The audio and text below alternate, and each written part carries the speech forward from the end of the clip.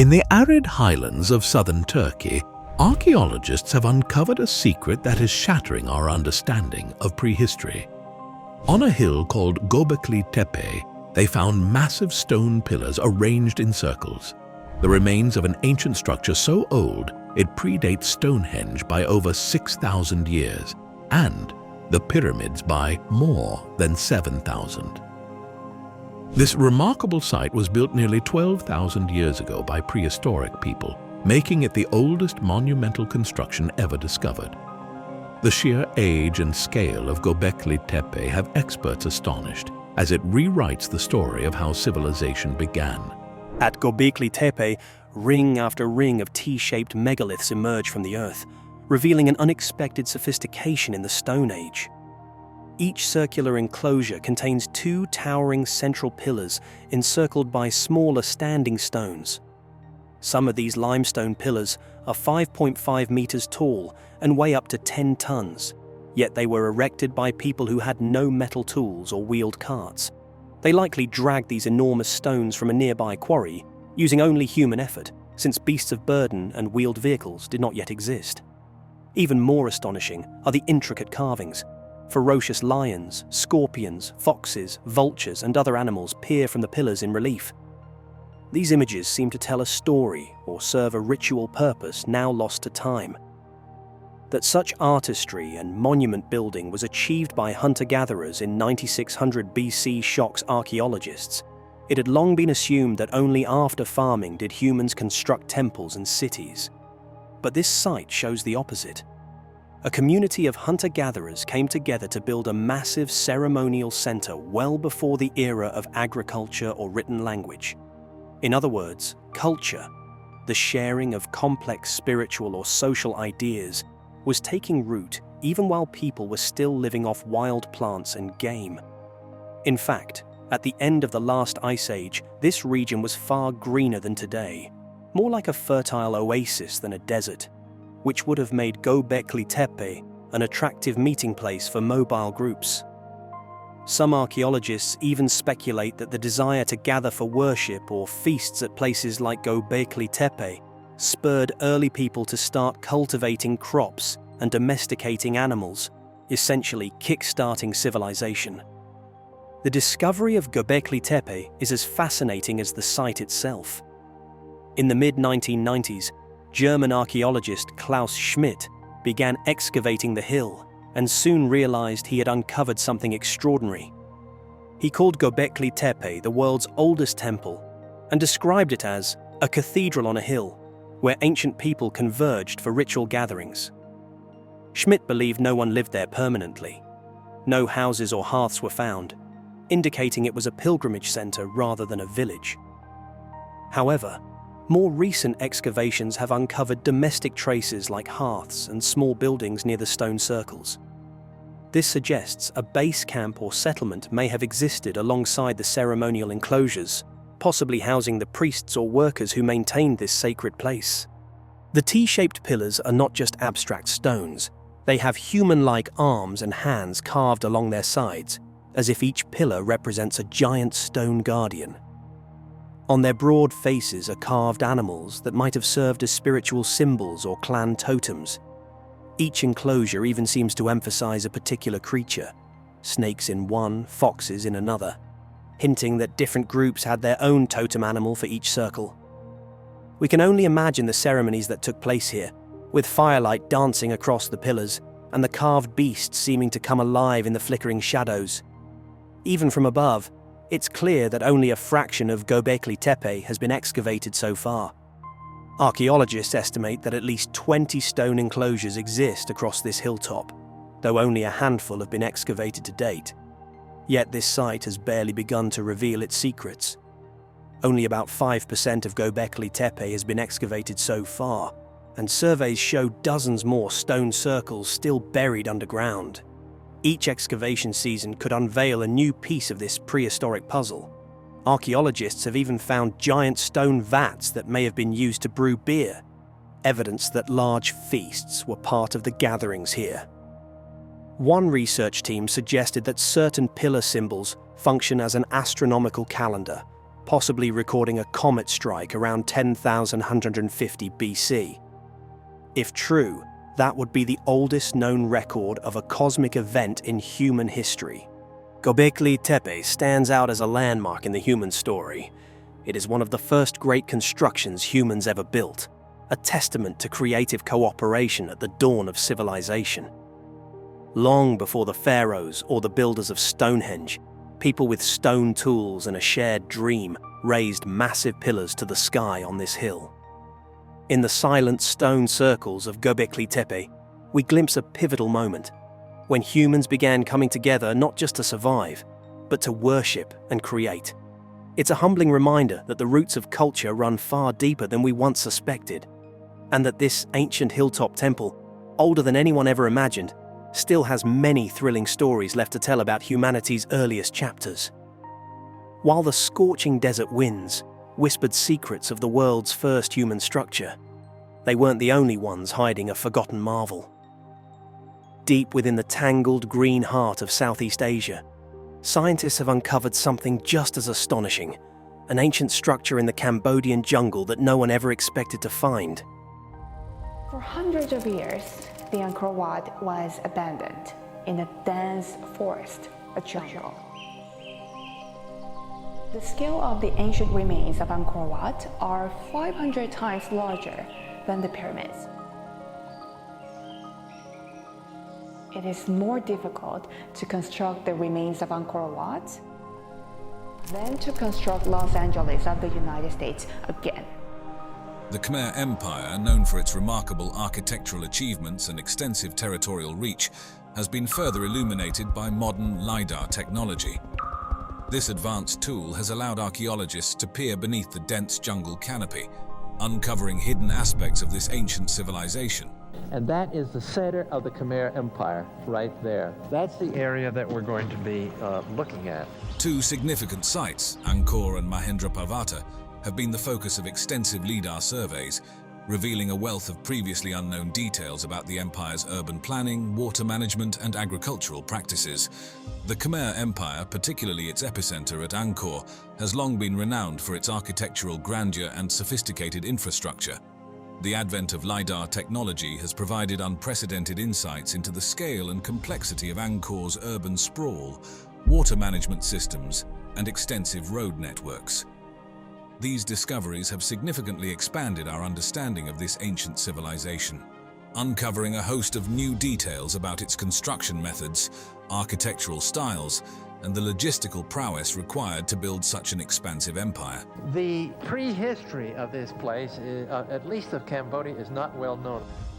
Between 2012 and 2015, a series of lidar surveys revealed the true extent of Angkor's urban sprawl.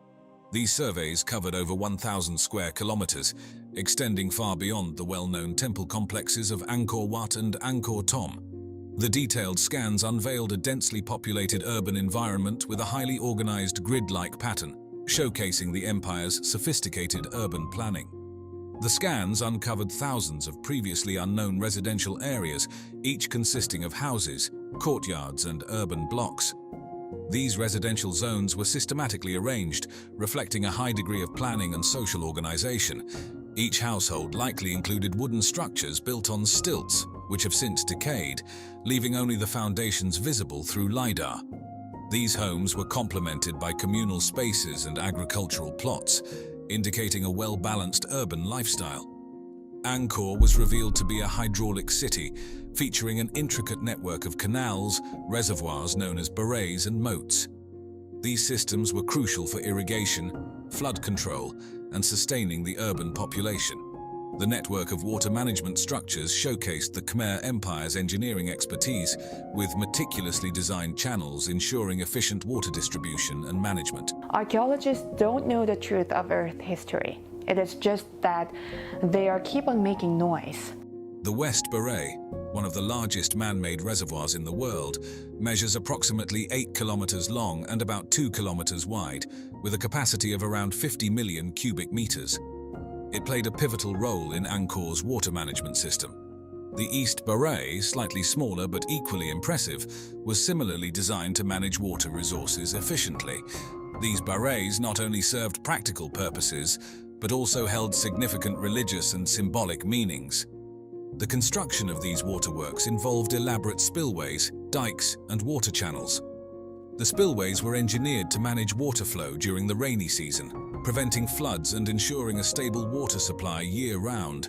The dikes and channels were constructed using massive sandstone blocks, each weighing several tons.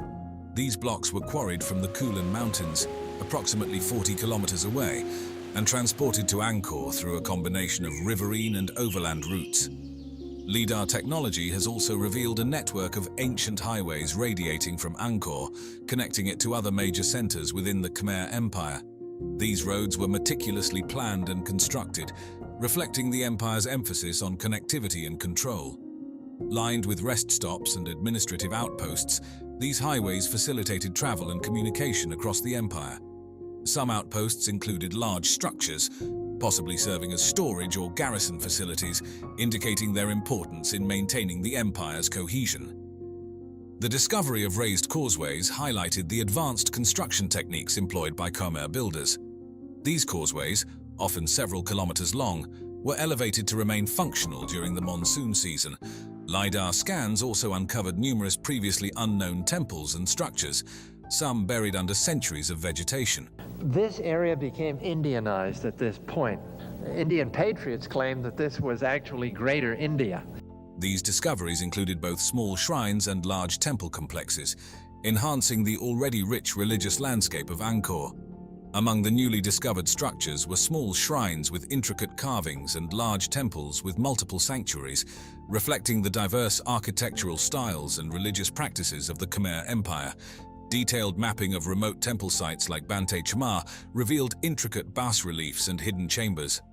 Located in northwest Cambodia, Bante Khmer is one of the largest temple complexes outside Angkor. The bas reliefs at Bante Khmer depict scenes of battles, religious rituals, and daily life. The temple complex also features large enclosures and moats, indicative of its significance and scale. The types and sizes of structures discovered through lidar are varied and impressive. Angkor Wat, the largest religious monument in the world, covers an area of 401 acres. Constructed primarily from sandstone blocks, some weighing up to 1.5 tons, Angkor Wat is renowned for its grandeur and intricate bas-reliefs.